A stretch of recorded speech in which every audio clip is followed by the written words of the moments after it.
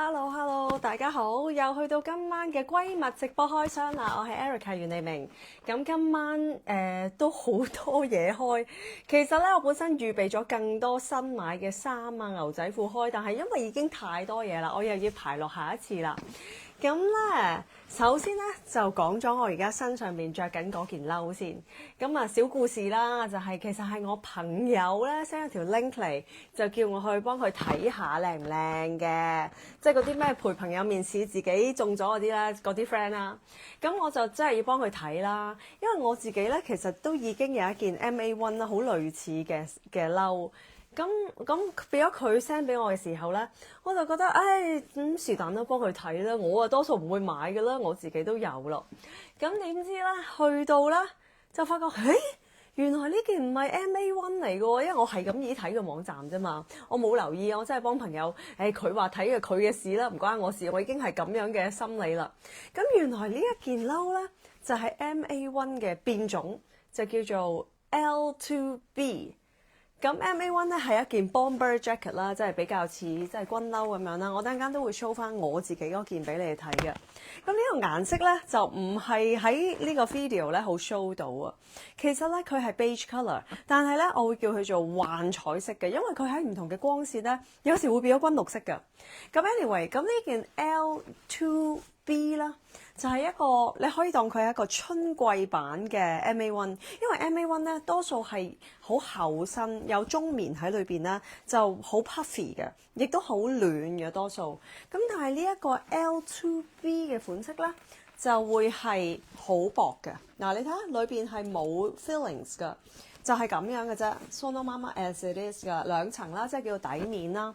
咁但係就冇 filling，咁變咗我即刻就同佢講，喂！首先個色好靚喎，第二就係、喂原來好薄㗎喎，香港好啱喎。咁香港啱就啱咗，我覺得秋冬初春都 OK， 即係呢件 jacket 我會覺得20度以下啦，21度以下啦都 OK 嘅。係啊，咁變咗好 usable 咯。同埋咧，跟住我就發覺佢咧其實都有出 beige 同埋軍綠嘅。咁呢啲褸咧好多牌子都做軍綠色㗎啦，呢個冇懸念嘅。咁但係呢個 beige 咧，我遲啲 send 翻幅相俾大家睇，即係你就會見到個色咧唔係我而家着緊咁樣嘅。可能而家夜晚啦，比較暗啦。如果有日光咧，係絕對係有少少金金銅銅咁樣嘅 beige，因為佢始終有金屬色喺裏邊嘛，即係少少反光，咁好靚。咁除咗靚之外咧，佢一變咗非軍綠色咧，個 beige 咧就可以襯斯文嘅衫咯，即係因為成件事女性化咗啊。咁同埋佢呢件褸，佢都做到，我覺得個款都幾得意嘅，係啦。首先就係、都 drop shoulder 啦，個 shoulder 線去到呢度啦 ，one size 嘅啫，同你講。咁然後咧，一啲軍褸嘅元素咧，佢都係有翻啦。然後呢一種褸咧，其實個袖都係會咁樣彎落嚟嘅，即係你晾住佢咧，掛起佢咧，佢件褸係咁樣嘅。咁樣，咁所以佢都有做嘅。同埋咧，個袖唔算太長，因為我自己嗰件咧係太長，係啦。真係我自己嗰件再 oversize 啲，我等陣間再俾你睇。咁而佢個長短咧係我覺得幾啱啱好，亦都係短過我嗰件。我嗰件成件係大件啲、長啲嘅。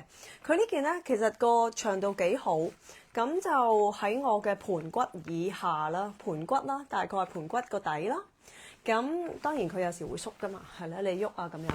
咁多數㗎妹咧都一定會係摺起個袖着噶啦。但係你話你真係凍起嚟，咁唔摺袖係咪好老土、好醜樣咧？又唔會，因為佢咧都做到一個立體啲嘅造型。咁佢即係佢後邊咧都係會拱起，即係佢本身都有個型啊。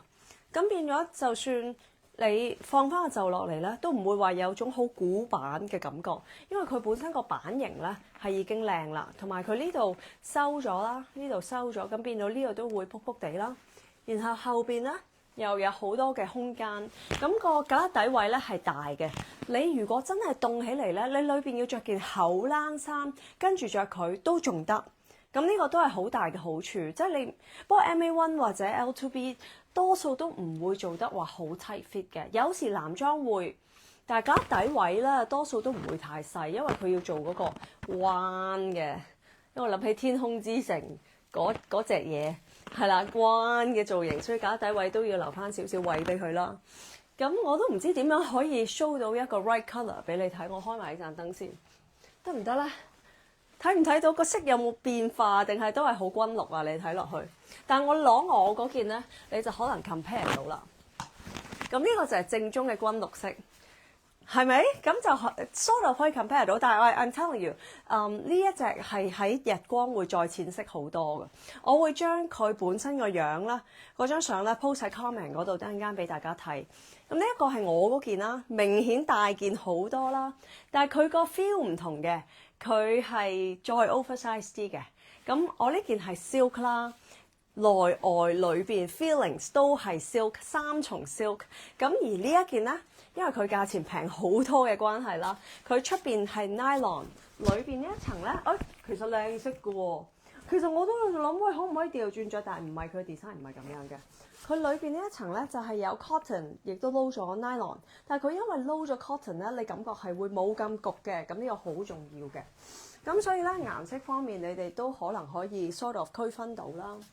咁然後啦，因為佢嘅顏色好嘅關係啦，佢係可以襯斯文啲嘅衫。即係我去到鋪頭咧，其實佢係幫我襯咗一條 silk 嘅米色裙嘅。咁我就冇 silk 嘅米色裙啦，我有 silk 嘅啡色裙嘅。咁都 sort of 襯到，唔攞出嚟啦，係個裙架係掛緊6條裙嘅，我唔攞出嚟啦。咁但係我就有呢條白色嘅 flare嘅裙，咁我半截裙啦，咁我都覺得都襯到嘅，即係你襯，其實你著翻對波鞋都得，咁我着高踭鞋啊，更加斯文，即係話俾你睇，更加斯文都可以配翻呢件褸咧，令到成個造型咧就唔好變娘女人，係啦，你裏邊嗰套硬斯文，只要你襯翻呢件褸咧，你就唔係娘女人啦，你就係型女人啦。咁而呢件褸咧係 made in Japan， 亦都係來自一個品牌咧，係專做呢啲軍褸嘅。我之前買咗嗰件老虎 Alaska 絲質嗰件褸咧，而家因為一啲理由我寄走咗件褸，咁咧所以 show 唔到俾大家睇。不過上次開箱睇過啦。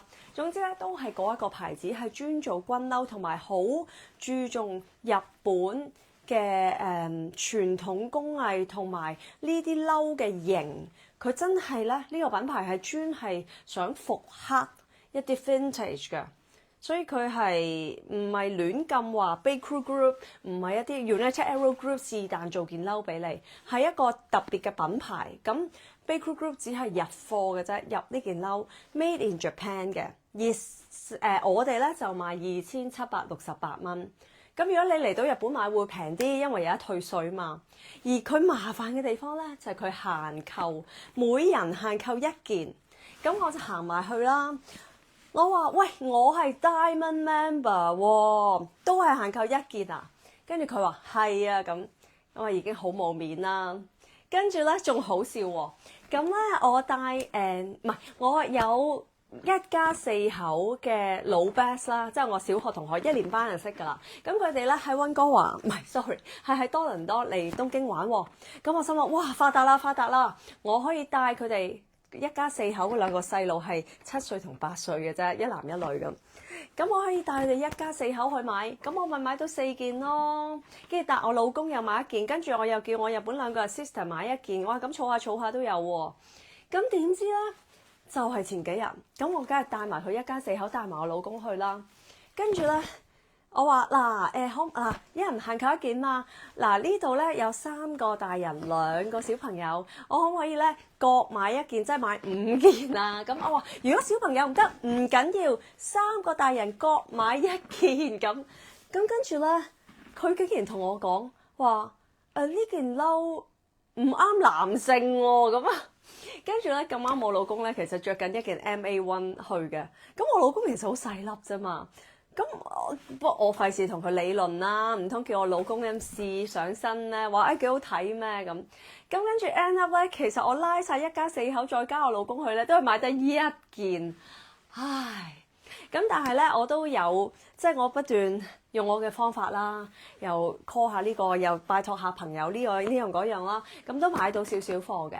咁等陣間咧，香港時間嘅10點半咧，我就會放嗰啲貨出嚟。咁請大家，勞煩大家咧就要去網站嗰度搶啦。咁祝大家好運啦！咁件數唔係太多，都有嘅，會搶到嘅。如果快手嘅話，OK。咁如果綠色褸咧，你就可以直接喺閨蜜網站訂。綠色褸係有嘅，即係呢一件嘅軍綠色係有貨嘅。咁我可以幫大家訂，但係我話俾你聽，訂呢件褸好煩。有時我去鋪頭買啦，跟住有時我去網上買啦，每個 account 咧，都係只係能買一件，咁我已經開咗好多個 account。哎呀，我真係好失禮啊！即係喺日本咧做呢啲行為咧，其實就即係有一句話叫做說之咧是乜，即係我做嗰啲好失禮嘅事咁。咁但係都冇辦法啦。咁我又覺得真係大家一齊團購呢件褸係好開心。即係你哋第時咧喺香港啊或者邊度着咧，呢2000幾蚊你唔使鏡住着，講真。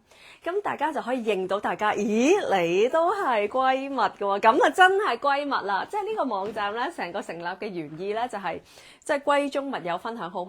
只要你哋認到，譬如呢件褸啦，或者我哋上次開箱嗰個手袋啦，咁大家都知，咦你一定係閨蜜網嘅網友啦，咁樣。咁就係啦，你 set 定時間10點半，所以我個 live 都唔可以做太長啦。咁跟住咧，呢件褸咧，其實仲有第二個着法嘅，咪有好多個着法啦。但係我而家呢日咧，即係我今日咧 outfit of the day 咧係有2款嘅。咁我而家咧就除裙啦，除條裙，大家唔使擔心，我已經係準備好晒㗎啦。咁咧我就着咗條 legging 黑色 legging 喺裏邊，呢一個 lace top 咧就係我之前買㗎啦。咁咧就發覺，咦可以咁樣着喎，因為呢件 lace 嘅 inner 咧，佢啱啱都叫做即係過到一個 private 嘅位啦，遮晒 pat pat 啦。咁咧，所以咧你裏邊咧可以就咁着 legging， 咁或者其實日本嘅襯法咧，裏邊佢哋會着闊腳褲嘅，佢哋好興着闊腳褲，我都唔明啊！啲㗎妹幾矮啊，就算自己係154啊，都可以着闊腳褲冇事嘅喎，好犀利喎佢哋。咁咧，所以咧呢件褸固然係可以襯翻一啲有型嘅 look 啦。咁如果你真係唔想成個軍人咁嘅款咧，你就可以買呢啲咁嘅 lace 嘅 inner。咁我見今年日本都好興嘅。咁我呢個就係 silk 嘅質地啦，再加lace 啦。呢個 lace 都好似有啲名堂㗎，即係可能有支 French lace 嘅 imitate 啦。咁或者你哋可以買啲平啲嘅 inner 啦，係咯，因為我呢件就貴貴地啊，我自己都有啲唔捨得嘅。但係佢連上邊都有好靚嘅 lace，咁係 silk 係我最喜愛嘅品牌，咁所以咧我就買咗呢一件啦。係咪好好咧？咁我都發覺呢一件嘢幾有用，係啦，即係一啲短短地嘅褸啊，或者 top 啦，或者其實就咁一件 sweater，你都可以突個 lace 出嚟啦，其實好有用。但係咧，呢個我都冇得同你哋買，因為又係每人限購1件，而且都幾貴，我記得都要3000幾蚊喎。即係裏邊嗰件，我除一除俾大家睇啦。有個咪跟咗呢件褸就得，即係呢邊呢咁樣啦。咁佢個窿好大嘅，其實佢預你裏邊唔係就咁帶個 bra， 應該着翻件打底衫。咁跟住即係呢度胸口嘅 lace 係好靚，真係好靚好靚啦。咁所以即係佢貴我都買咗啦，係啦，唔理啦。咁跟住佢仲襯咗條半截裙嘅，我今日冇着啦，上次 live 已經着咗啦。咁就一套之後就着咩褸喺出邊都 OK 啦。係啦，咁呢件褸咧就祝大家好運啦。咁然後咧，我買咗條絕世好嘅牛仔褲，但係我要下一次先開。同我以前任何 style 都唔一樣嘅，咁預告定啦。呢條牛仔褲個名叫做瑪麗蓮夢露，係啦，咁着得我好高好靚嘅。OK，今日仲有咩要開㗎？閨蜜個網站咧，我睇睇先。就而家就仲有零食要開啦，呢一個係啦，主要新品咧就係呢一樣啦。跟住福卷上次講咗啦，唔好開零食住，我講咗呢個手鐲先。呢個手鐲咧，斷咗貨好耐，突然翻貨。咁咧佢係925純銀再加厚鍍金嘅，個鍍金係18K 啊，18K，所以個金色咧唔係最金嗰隻啦，唔係24K 嗰種黃到你死嗰隻，又唔係10K 淡到見唔到嗰種啦，係啦。咁因為戴喺手咧太淡色係唔 OK 嘅。咁咧佢係啦，突然翻咗貨。我都買咗好多嘅，係啦，所以而家你哋買到嘅應該都 promise 到嘅啲貨。咁呢一個咧，講真呢啲咁嘅銀鍍金咧嘅手鐲咧好多，連佢同一個牌子咧都好多。但係咁多隻之中咧，我就揀咗呢一隻，因為佢中間咧係有個波浪形嘅扭紋嘅，咁變咗咧你光線嘅折射咧，你會睇到佢又光又暗。係啦，同埋佢咁樣開口咧，其實就好易戴。我自己咧係好少戴 bracelet，因為我好憎要扣。係啦，但係呢個咧完全唔需要扣啦，即係我中意戴左手其實。係啦，咁樣嗱好靚啦。咁然後如果你覺得佢咩鬆嘅，咁你就扼少少就得㗎啦。咁銀係可以扼嘅，冇問題嘅。咁呢個咧，你亦都可以襯你有其他嘅 bracelet 啦。就可以，譬如我有呢條皮帶啦，呢個係喺法國唔係，呢個係法國品牌，我都喺日本買嘅。咁譬如呢個皮帶咁樣，你亦都可以用個 bracelet 托底咁樣，或者你有其他嘅金色 bracelet 啦，你亦都可以攞佢嚟做 layering， 係啦，咁就會多啲變化咯。即係就咁一隻戴都唔係好夠嚼嘅。還好啦，如果絲紋衫係 OK 嘅。咁如果我而家呢件褸咁大 foil， 我就咁一隻係唔夠嘅，唔夠嚼嘅。所以咧，你就可以攞嚟 mix and match 你自己其他嘅 bracelet 啦。咁啊整到一紮咁樣咧，就靚噶啦。係啊，呢啲嘢真係㗎。所以你係需要 layering， 而你有陣時 layering 你未必需要。哇！如果你呢隻嘢真係買18K 金，你知唔知幾多錢啊？係嚇死你，即係唔知幾多萬蚊啊要，所以冇辦法㗎。你呢啲手鐲如果想買平，你要買一抽嘅話咧，你係只能買平但係一個 quality 嘅厚鍍金，同埋你戴鍍金嘅首飾咧，其實手咧始終會出汗啦。咁你哋每次戴完咧，就最好咧用布抹一抹啦，亦都買呢一罌嘢，記住個名。咁咧佢係專洗 jewelries 嘅，咁好好嘅。以前我哋星期日開箱嗰陣時咧，樂韻介紹過，咁我之後都跟咗去買啦。咁咧佢呢個開咗之後咧係有個籃，咁你就可以將你嗰啲咩耳環啊、耳夾啊、bracelet 咧抌入去落去浸，咁啊浸完一陣咧又攞翻出嚟。咁呢個燒機嚟嘅，所以你唔使怕嗰啲 solution 咧會黐住晒啦。咁跟住咧你就抹翻乾淨佢。咁如果有需要咧，你就呢度有埋個刷嘅，你就擦一擦佢，因為可能有啲耳環咧，有啲陰濕位咧，你要擦一擦佢，咁佢跟埋個刷噶啦 ，OK？咁咧呢個你就買平嘢，梗係好開心，但係咧要做翻個 maintenance 嘅，係啦，你要佢個金色係 keep 到啦，你要抹乾淨佢，抹走啲汗，洗走佢，係啦，你買完平嘢你就俾多少少 effort 去 maintain 佢 ，OK？咁呢度啦，然後咧就有2隻耳夾咧，突然有貨，係啦。之前訂到我嘔啊，點知佢而家又突然可能知道自己衰啊，好心啊！你日本咁大市場，唔該你做多少少貨啦。不過佢太多款，佢唔可以每款都做咁多。咁首先咧就係呢個叫做波浪，咦sold out咗啊？等我未波浪雙圈造型嘅耳夾sold out咗 sorry， 我等間加翻啊。咁咧佢成隻就唔係鍍金啦，佢係 K10嘅黃金，不過個價錢咧係一隻㗎咋吓。咁呢個咧都幾靚，其實我覺得佢都唔算貴 K10 嚟講。如果你咁樣擺 Hirotaka 就唔係咁嘅價錢啦。咁我等間加翻貨俾大家。OK， 咁咧呢個叮叮好好襯啊，同埋 K10啦，我覺得耳仔 OK 啦，K10即係唔使太金嘅耳仔。咁如果你冇耳窿，其實都得。跟住咧呢一隻又係翻貨，呢隻咧就叫做鑽石牌鑽耳骨夾。係啦，咁呢個貴少少啦，因為始終有石啊，都唔係喎。呢個波浪咧係1950，呢個有一排鑽石仔、碎石仔咧就會係1800嘅。我覺得我買得太平咯，我同你講，因為 ship 呢啲黃金嘅嘢咧係個運費比較貴啊嚇。我遲啲就加價噶啦，我同你講。咁咯，嗱，咁我而家就帶咗波浪同埋鑽石，靚，好靚。咁啊唔係喎，鑽石都好似俾我買晒啦，波浪我應該可以加，係啦，波浪有得加。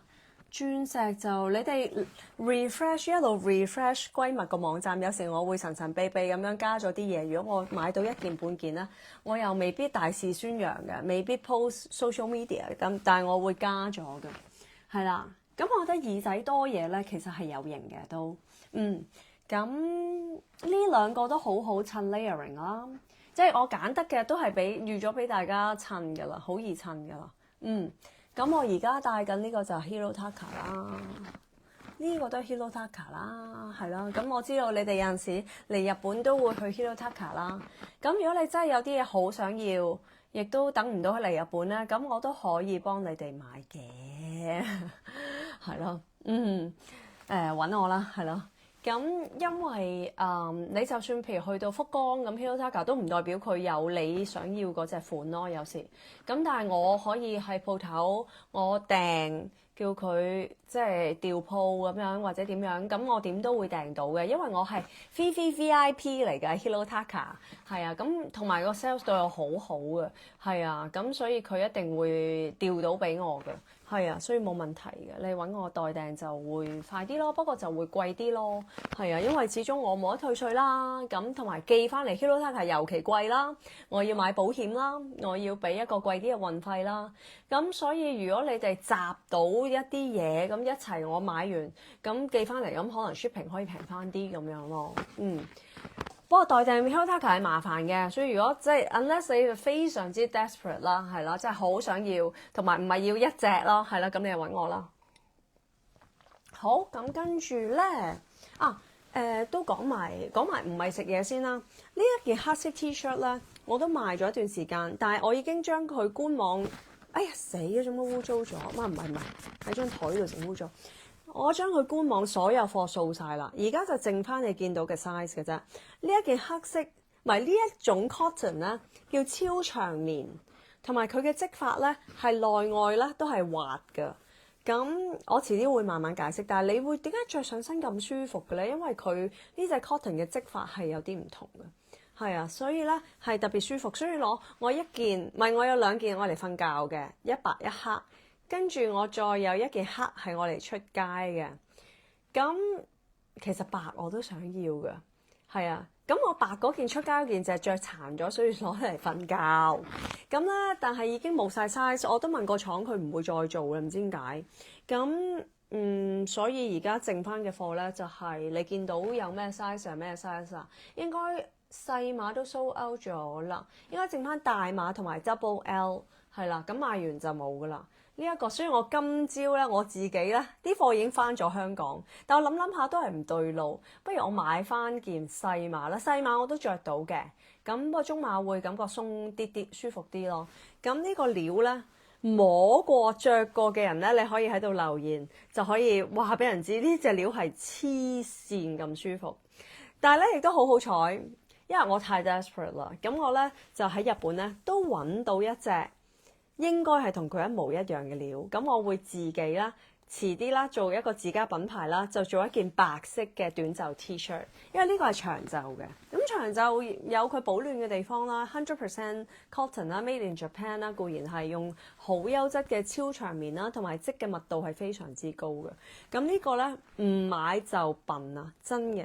因為佢其實佢價錢都係100蚊美金左右，咁亦都係呢一個價錢係一個頂級嘅 cotton tee reach 嘅價錢啦。當然如果你有 label，你係 Italian label，你可以賣到200蚊美金。咁但係一般冇 label 嘅呢啲冇牌子啊，咁其實100蚊美金都頂到盡，所以佢係頂級。同埋咧日本嘢咧1分錢1分貨，如果佢係用假嘅 cotton 咧，佢唔敢標呢個價㗎。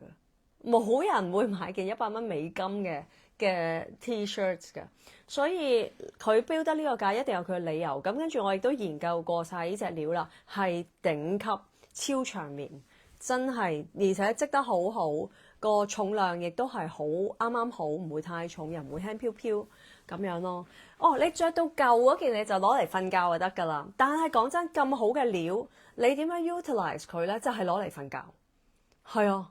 咁最靚嘅料先係應該攞嚟瞓覺㗎，同埋呢件衫黐線嘅，可以擺喺 laundry net 啦，擺落機洗，跟住當然唔好乾衣機啦，你掛翻起佢，或者 line dry 啦，咁樣平放啦，新嘅一樣，每次洗完都係新嘅一樣。佢滑身得嚟啦，唔係拎面嗰一隻棉，有一隻咧係拎嘅，就都係好 premium 嘅 cotton。但係拎我就會覺得真係好出街啦，即係 for 你翻工啊，或者着喺啲suit jacket 裏邊啦。咁呢一隻咧未去到拎，唔係拎嘅，所以咧真正舒服。因為喺我角度啦，我摸過所有嘅拎嘅超級高質素嘅 cotton 咧，都係硬過呢一件嘅。呢件係有翻佢嘅柔軟度啊，呢個好重要。柔軟度就係親膚噶啦嘛，係啊，你如果佢自己識得企起身，你會感覺件衫冇咁親膚咯。呢一件係極品中嘅極品，真係唔買就冇噶啦。所以而家就我 refresh 下先，係啦，就要買啦，係啊，唔好拖，唔好等啦。跟住仲有就係超長棉嘅 medium， 呢個之前介紹過啦。咁呢一個唔係 sorry， 完全唔係超長棉，呢個就係黃金 cashmere 打底褲。咁呢個 medium 咧，我今日都有着，因為東京咧今日係凍到黐肺嘅，係落雪啦。朝頭早，咁我朝頭早出去染頭髮咧，嗰陣時體感係唔知 feels like 0度啊！嗰心諗哇極咩事啊！跟住之後咧染下頭髮咧就見到落雪。咁呢一個咧，其實我上次冇介紹得好好。咁佢呢個黃金 cashmere 咧，嗱我真係有 comparison 嘅。我有好多其他嘅 cashmere 嘅 inner 㗎，我亦都有 merino wool， 我有一啲唔係 natural material 嘅保暖褲，我乜都有。我就話俾你聽，呢條係最好，亦都而家唔係剩翻好多條啫，可能5、6條，因為咧個廠話唔做㗎啦。唔係今年唔做，即係佢今年冬天先會再 launch。咁呢一條 medium 咧，佢好好嘅，其實你見到佢好高腰嘅，因為佢咧成個腹卷咁樣咧包住個肚嘅，差唔多去到呢度啦。咁然後 medium 就唔係好長，咁你可以咧再着翻裙，但係你一定要着對長嘅襪，係啦。如果唔係中間有罅咧，中間嗰條罅就會特別凍噶啦，係啦。咁你着翻對長襪啦，着佢啦，咁可以着翻裙啦。呢一個咧。買啦，即係你愛嚟，你始終會去凍嘅地方旅行噶。你會去喺英國去加拿大探親，你會去凍嘅地方旅行澳洲，我唔知。你有咗呢條褲咧，你就可以着翻你中意嘅牛仔褲，你唔使一定要着一條厚嘅棉褲。我譬如着完呢條係着完呢個咪着翻普通牛仔褲咯。同埋咧，佢好有彈性，你唔使話哇 medium 好細啊，會唔會唔啱我？冇可能咯。佢係咁嘅咯，可以彈到，但係佢係縮翻埋嘅喎，係啊，佢唔係彈咗，因為佢嘅織法咧，呢度嘅織法係 rib 啦，即係比較多嘅直條啦，所以佢縮得翻埋㗎。咁你話 pat 位會唔會好緊？哇，真係唔會咯。其實咧，呢個我洗咗幾次之後 line dry 咧，佢都會鬆翻少少，因為你每次洗完啲 cashmere 啊或者點樣，佢都會大翻少少，所以咧你第一次收到條褲，哇，點解咁窄嘅？唔使驚，你着鬆咗佢。第二你會洗鬆咗佢嘅。呢個黃金 cashmere 咧，我係摸過着過最好嘅物料，係啦。咁咧我即係我係咯，我都即刻想叫，因為我有個 auntie 咧喺蒙古都係做 cashmere 嘅，咁你知蒙古 cashmere 好出名啦，咁佢都有寄俾我，哇呢條重好多，跟住咧我話黃金 cashmere， 佢話冇呢隻，佢嘅 cashmere 係冇呢隻啡色嘅山羊嘅，呢啲可能都係染出嚟嘅，咁個料係唔一樣，冇咁長毛，冇咁輕，冇咁暖，冇咁軟熟。係啦，呢啲全部佢寄俾我嘅版，完全唔係嗰回事。係啦，呢個都係普通嘅 cashmere，即係佢係好優質嘅 cashmere，但係佢唔係黃金 cashmere，就唔係嗰樣嘢咯。即係呢啲係普通料咯，即係都係幾高級幾好嘅。咁但係唔係呢一隻咯，呢個你一揸上手咧，輕飄飄啊，好似冇嘢咁啊，所以你着咗上隻腳度咧係完全冇嘢嘅。咁咧我已經同個廠講咗咧，話我下年即係今年嘅冬天啦，係一定會同佢訂。你唔該而家俾我落 order，我可以俾訂，我一定要呢條褲，我乜嘢 size 都要，係啊。即係我知道呢個係造福人群嘅，你怕凍啦，一有呢條褲你永世都唔使怕凍，永世都唔使怕凍。我都話去有呢條褲，我覺得可以去北極，南極，北極唔係人去嘅，南極啦，去旅行多數去南極㗎嘛。好啦，咁跟住咧就仲有呢一個叫做 anti-mold， 唔會發毛，令到你手袋同鞋唔會發毛嘅一個防霉貼片啦。咁一包裏邊咧係有10片嘅。咁你開佢之後咧，佢係有陣少少難聞嘅味。不過咧，你可以點用咧？你可以擺，譬如你啲手袋本身擺喺個袋裏邊就最好啦，唔好好似我咁 display 晒出嚟。你擺翻喺本身手袋袋裏邊。咁呢個咧就係擺喺個手袋袋裏邊，即係個係咯手袋袋係點講啊？係咪手袋袋啊？即係裝手袋個袋裏邊咯。咁或者咧，我而家咧有新嘅用法教下大家。咁咧，因為我太多手袋，我冇理由每個手袋擺一個，因為佢每2個月要換一次㗎。OK，咁佢38蚊啫，有10片。咁我而家就點樣做咧？俾大家睇睇，因為真係唔掂。咁我啲手袋咧就唔擺手袋袋嘅，首先，因為我覺得好煩啊，係要攞出嚟。咁咧我就咧每一格咧就貼咗一個咯，每一格貼一個。咁我呢度唔係霉得好勁嘅，我係開抽濕機嘅。咁然後鞋櫃又係咯，每一格鞋櫃我又係貼咗一個咯。咁我就算啦，係啦，我就做咗我個 part 啦。咁我就每2個月咧就會換一次啦。喺呢度又有啲貨啦，就係又係有啲保暖嘅襪啊 leg warmer 嗰啲啦，你哋又叫我試啦，我又買咗啲嚟試啦。咁如果你多手袋嘅咪，即係我諗住又喺呢度貼一個咯。咁我每2個月咪淨係換呢個我 visible 嘅眼見到嘅，咁就係最方便啦。即係如果你叫我每個手袋掉一個，黐線我咁乸多手袋，雖然用嚟用去都係得一個，但係唔知點解呢度就有10幾20個嘅。其實我都唔算多，講真。咁但係你叫我即係咁樣換，我做唔到啊，臣妾做不到啊，咁就唯有咁啦，係咯。咁鞋都要喎，唔係淨係手袋喎，鞋都會發毛㗎喎。總之會發毛嘅地方咧，你貼一個。不過記住啦，唔好俾細路仔掂到啦，唔好俾隻狗食咗。OK，咁咧佢呢個都好好嘅。佢多數你做完呢啲嘢都唔會記得自己係邊個月擺㗎啦。咁佢咧就俾你圈自己係邊個月擺。譬如我呢一紮，我係3月份擺嘅。咁咧我就可以用 marker 咧圈翻佢係3月。咁我就知道咧，可能我仲會指住5月，即係我指住啦，5月就要換噶啦，3月擺5月換嘅。咁佢都好貼心啦，同埋呢嚿嘢好鬼平，你用38蚊買10片，可以保護晒你嘅手袋同鞋。咁如果你啲手袋同鞋係驚皮咧，咁就唔該你一個手袋一個啦，因為驚皮係最容易發毛。其實一啲軟嘅羊仔皮咧都係容易發毛嘅，係啦，牛皮就相對冇咁容易啦。咁但係呢個係好值得嘅，即係咧你啲手袋你可以噴啲 anti-mold 嘅嘢，但我唔想咯，係啊，我唔中意搞呢啲嘢嘅，即係有陣時波鞋我都唔噴嗰啲咩防水嗰啲 spray 嘅。I think it somehow changes it。點會噴咗啲嘢係完全冇 change 到個 texture 或者個觸感啦？係咪冇可能噶嘛？咁呢個就係唔會影響個 texture 同埋觸感咯。OK， 好，咁咧，等我搽一搽 hand cream 先。唉，我去咗1日群馬旅行，冇帶 hand cream，但係咧一去到旅行咧，我唔知係咪用人哋嗰啲 hand wash 啦，我就會好乾噶啦隻手。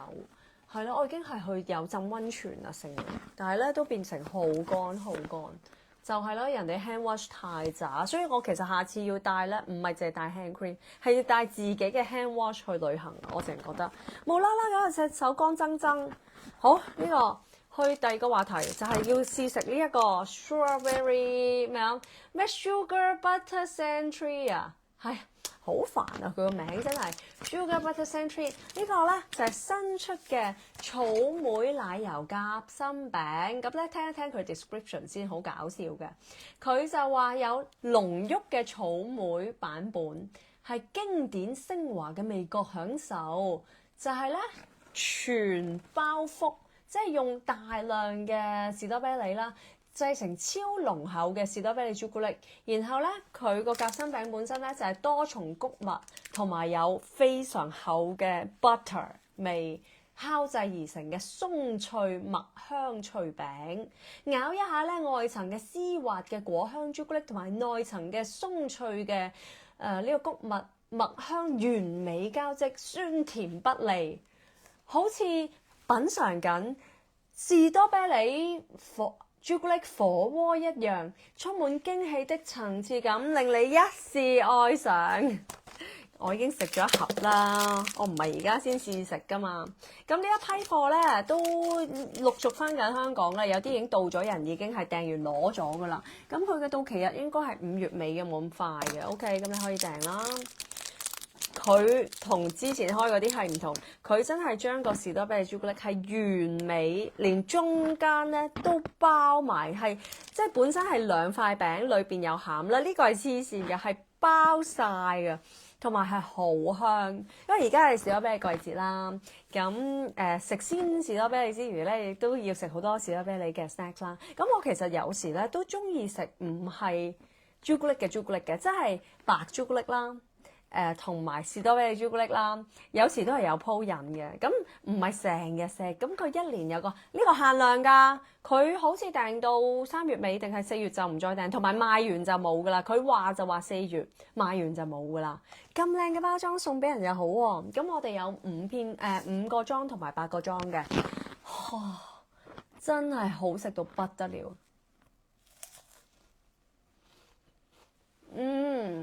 咁其實我諗佢裏邊，佢出邊嗰個果香，再加一個好啱程度嘅酸味啦，再有少少果肉啦，真係好好食。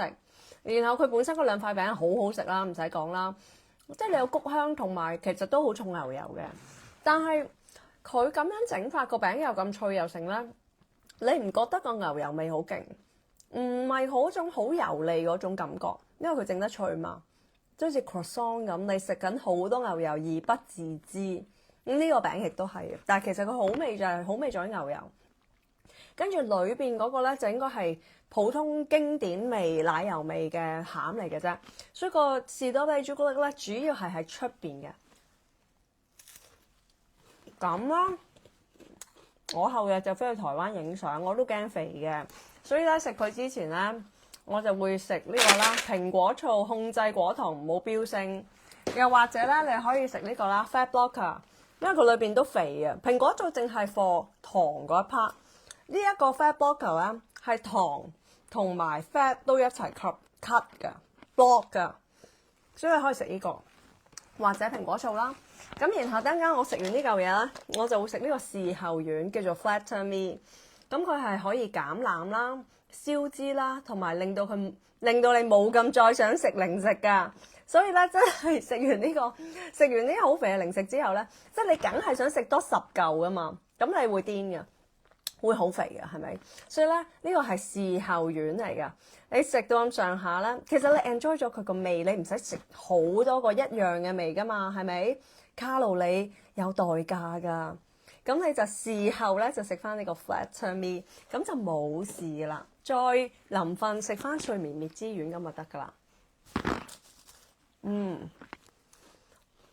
呢個士多啤梨朱古力做得太好啦。其實我覺得日本好多零食好食係佢方方面都做得好。方方面，我老公就話方方面係咪你啊？梗唔係啦，我係圓圓面啊，即係啊。咁即係佢哋做白朱古力都好，佢哋嗰個 caramel 都係做得好咯。士多啤梨朱古力簡直佢強項啦，日本人嘅強項，因為日本嘅士多啤梨啊，已經唔係用美國士多啤梨，係濃郁同埋甜度高嘅士多啤梨，梗係好食啦。唉，仲有咩唔好食㗎？日本人做呢啲甜嘢，抹茶味抹茶冇得講啦，佢已經即係爐火純青，就咁一個牛油味嘅嘢，佢哋又做得好，因為佢哋用北海道嘅牛油，係咪？北海道牛油牛奶又肥，整出嚟啲 cream 又濃，係啊，佢哋又識玩，即係 cream 啦 and 牛油啦，呢個真係好好味，快啲訂啊！我都特登訂多咗好多，所以都叫做係香港方都有貨㗎，係啊，多貨㗎，所以你哋如果買咧都應該頗快有得攞。OK， 咁跟住咧仲要講兩隻 product， 因為咧都係啱啱到啊！我開好多紅色嘅，我發覺今日開完呢個士多啤梨咧，就開呢一個叫做呢個就唔係士多啤梨啦，係紅紋石叫琥珀雙向精華油。呢個係 MeWe Mark 嘅產品啦，唔係閨蜜有得訂噶啦。咁但係咧，因為我之前開 live 嘅時候咧係冇呢個包裝，嗰個係版嚟嘅，冇字嘅。咁而家收到呢個包裝咧，就係 show 俾大家睇啦。咁呢個係 Essence and Oil 都係做 firming 嘅，呢個成個系列都係做 firming 嘅。超級奢華，40ml 呢支油咧，原價係3180蚊，即係頂級嘅 price 噶啦。咁佢當然係俾足料你啦。咁佢係，不過我哋就會做折啦，又會送 cream 同埋 serum 啦，所以計翻差唔多有600折啦，有電子印花呢樣嗰樣啦。咁佢係 essence and oil， 就係俾你搽一啲平時嘅精華之前用嘅，因為 essence 係第一步啊嘛，但係佢係 oil and essence。咁你呢個樽咧係半透明嘅，上邊你會見到本身呢度咧係黃色，係啦，黃色嘅油，下邊咧就係粉紅色嘅油或者紅紅地色嘅油啦。咁你熬勻佢啦，就會變咗粉紅色噶啦，係啦，頭先嗰個黃色咧就會冇咗，咁大家一定要熬勻佢先用。咁然後咧，哇，呢個好用到不得了，等陣都係熬唔勻添。咁理論上咧，佢擠出嚟咧，咦？呢個唔夠粉紅色嘅，埋勻佢先。咁理論上咧，佢擠出嚟咧就係咁嘅粉紅色嘅，係啦。呢個太多黃色，可能我熬唔勻。係啊，佢嗰啲粉紅色沉積咗喺下邊，我再熬勻啲，應該係粉紅色嘅。咁個質地咧係有少少油嘅感覺，但係咧係超快吸收嘅。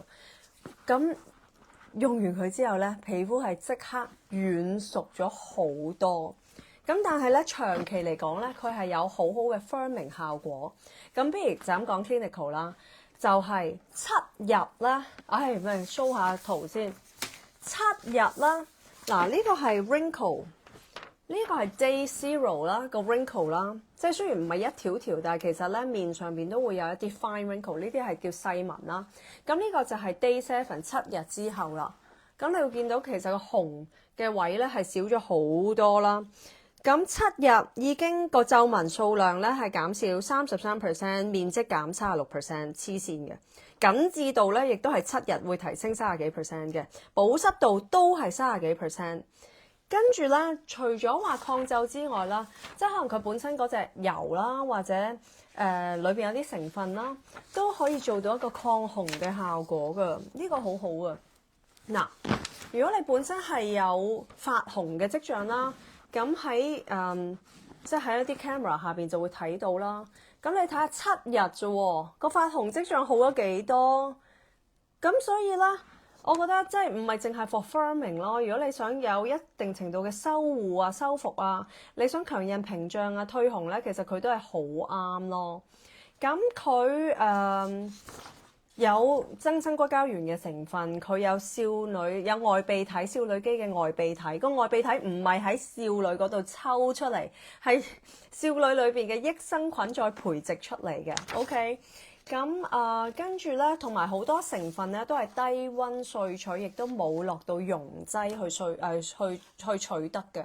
跟住有個好搞笑嘅成分就係話係咩喺好惡劣嘅岩石度生長嘅一個海唔知咩鹽生植物啦，就會好似維他命 A 咁啦。咁亦都有發酵嘅小球藻啦，小球藻就可以做修復同埋退紅啦，咁樣嘅。咁啊，好推薦大家用。我用咗之後，耀尊都話你一定用完之後會日日用，咁又俾佢講中咗啦。咁好嘅嘢我梗係用啦，傻的嘛。咁同市面上其實好多貴嘅精華比較咧，佢嘅 clinical 都係更加強啦，同埋亦都有嘢貴過佢啦。大家買開嘢就知啦，佢唔算最貴啊，但係佢有咁強 clinical，佢係 clean，佢有外泌體嘅科技。你買開嗰啲幾千蚊支嗰啲已經係個 formula 啦，唔知幾多年㗎啦，仲係買嗰啲咩魚子醬啊？唉。Come on, move on 啦！真係唔喺呢度啦，個 trend is not there， 同埋已經係太舊啦，係啊。跟住咧就呢一個脫毛機，因為上次開 live 咧我係冇插蘇嘅，所以咧完全試唔到俾大家睇。咁呢個咧係 Foreo 嘅出品，咁一插咧嗱脫毛機一定要插電嘅，如果唔係個 laser 係唔夠強㗎，個採光唔夠強㗎。咁咧好得意，呢部機好大個頭啦。咁呢度咧全部都係放光位嚟嘅，呢度有成唔知幾多 cm 啊。總之係 9 centimeter square 係啦，要計出嚟嘅咩直徑 square 乘圓周乘派咁樣計出嚟啦。咁有9 cm square， 而且佢個能量咧係高嘅58J 嘅。咁就一定係可以脫到毛㗎啦，咁亦都有 clinical 嘅，即係用4次咧已經會見到啲毛髮少咗好多啦。咁當然頭髮毛髮有更新週期，你一定要 keep 住用㗎。咁你買一部機唔通用4次唔用咩？咁咧同埋咧佢出光都好快嗱，佢咧一插就即刻 on 嘅 on off 掣都唔使啦，係啦，有冇得熄㗎啦？我唔知啊，總之咧就可以校強度啦，即係1至5咁樣啦。咁你一開始用就一定係1啦。咁呢個咧就係一個blink button， 係啊，呢個唔係 on off 嚟嘅，其實即係佢要呢度掂，你掂到皮膚咧，佢先會 activate，你先可以閃嘅。啊，佢仲跟埋副眼鏡嘅 actually， 其實應該係戴眼鏡或者你眯埋眼啦，係啦，咁樣用嘅。咁咧你亦都可以裝，即係喺電話度裝翻個 app 啦，校一個連閃，咁你就唔使下下喺度撳啦。咁咧佢其實 Foreo 咧，除咗做呢個脫毛機之外，佢最耍家咧係做一個脈動啊，即係震。雖然咧你 feel 唔到，但係其實咧佢係有震到嘅。你一掂皮膚咧，佢會即係喺度震咧，就震到你嘅光咧都係更容易直達一啲毛囊嘅根部啦。同埋咧，佢黐線呢部嘢一啲都唔熱㗎喎，真係我校到最大咁樣啦。完全唔熱，真係有輕微嘅溫度，但係完全唔熱。我都唔知佢點做到，佢風扇又唔係好勁。佢話有個咩360度皮膚冷卻無痛脫毛，係脫毛係最怕痛㗎啦，所以做到無痛啦，差唔多冇乜感覺㗎。佢係咯咩即時將周圍嘅空氣冷卻什麼，所以就無痛咯，係咯。真係好搞笑，但係咧佢唯一咧嘅弱點咧就係因為佢呢個頭太大，你可以當佢係優點，你可以當佢係弱點，就脫唔到純毛嘅，亦都唔可以去除男人嗰啲鬚嘅。即係如果你要脫純毛去鬚咧，咁你就麻煩用翻 Mirai 啦，呢個 Matrix 嘅 Mirai One， 咁佢就會有一啲細嘅頭啦，就可以脫純毛啦，同埋 for 你即係 bikini 位啦，因為呢個。你咁懟落個 bikini 位啊，咁大個，同埋咧佢仲有一樣嘢就係呢一個好似裏邊有塊鏡咁嘅設計咧，就係確保嗰啲光咧唔會折射翻部機去整壞部機啊。因為好多呢啲脫毛機咧都用下壞噶咯喎，原來就係佢嗰啲光咧反而入翻去部機嗰度喎，咁就搞到咧部機咪壞咯咁。咁你話佢可以用幾耐？佢就話可以閃高達50萬次，咁即係終身使用啦。Warranty 係2年嘅，咁就同埋佢呢個係 silicone 啦，直膠啦，所以非常之衛生啦。同埋佢呢一個位咧都吸得好㗎，所以咧佢唔係太漏光㗎。係啊，應該眯埋眼同埋係戴呢個太陽眼鏡嘅。呢個而家我係錯誤示範。咁點用？好簡單，剃咗啲毛。跟住就喺嗰個位度，即係裝個 app 啦。裝個 app 係有原因嘅，係證明你呢部機係真嘢。因為呢啲咁嘅樣嘅機咧，大陸要做部假嘅有幾難啊！你證明佢係真嘢，要入即係scan 佢 QR code 啊，證明佢係真嘢先可以用，否則係好危險㗎。你買一部假機，你係 PK 㗎，真係。咁咧就同埋即係最大分別就係呢個Mirai 呢個品牌呢一部咧就可以有其他嘅 function， 嫩膚啊、美白啊咁樣。同埋脱一啲即係比較細緻嘅位啦，咁呢一個咧係齋脱毛機，亦都係平啲嘅。呢一個係原價2800蚊，咁我哋而家做緊節啦。咁做緊節係幾多咧？死啦，睇翻先。咁所以如果你話我乜嘢都唔要，我淨係想脱毛啦，咁就可以淨係買呢部咯。係啊，但係如果你話想多功能嘅，又脱毛又剩，而家係做7折咯，係1960蚊咯，係超級抵咯，其實。係啊，咁你2000蚊咁你可以無限脱毛，跟住用完之後你消毒完咪俾個 friend 咯，唔知啊是但啦 share 咯。咁所以我係推介，如果你淨係想脱毛咧，你可以考慮呢部。但係如果你係想男士脱鬚根或者脱唇毛或者脱 bikini 位咧，呢一個係唔適合嘅。呢一個係 for你啲手啊、腳啊、胳底啊、成啦，總之大範圍嘅脱毛。咁亦都唔使閃咁多次，因為佢個口咧亦都係比 Mirai 係大啲。咁其實好快就行完㗎啦。咁所以咧，兩部脱毛機都係各有千秋。咁兩部都係要插線嘅，因為脱得毛咧，其實個功率係高嘅，就好難無線㗎啦。即係你嚿鋰電就算好大都使唔到好多次咧，又再充電，其實仲麻煩。咁呢一個咧就係旅行，即係佢跟埋條線，跟埋個插蘇㗎啦。咁你去到邊世界各地咧都係用得冇問題嘅。咁其實係藍色都幾靚，好似仲有一隻色㗎，死啦係咩色咧 ？Anyway 係咩色咧？唔記得咗添，呢度有冇寫啊？Peach 啊，有個 peach 啊，呢一個係叫做北極藍，咁有個 peach 嘅 peach 都幾得意嘅。OK 啊，咁跟住咧，仲有呢個 Jara Honey 都係非常推介。雖然咧我哋已經冇乜貨，但係請你係要訂貨，因為咧呢個 Jara Honey 係非常之 rare， 即係澳洲嗰邊咧，西澳洲嗰邊咧，我哋話買晒之後咧，佢都話冇咁快可以俾貨，雖然我哋逼巴佢啦，但係佢即係產量有限。你呢一隻係好 rare 嘅 honey 嚟㗎，佢2年先開一次，翻2年先有一次，咁產量係極稀少，同埋我覺得其實佢賣得太平啦，即係佢嘅稀有程度啦，佢賣得太平。佢呢個係Manuka honey 嘅燒嘅抗菌度啊3倍，但係佢咧就係賣498蚊，我哋而家做緊節係438個2。係啦，88折。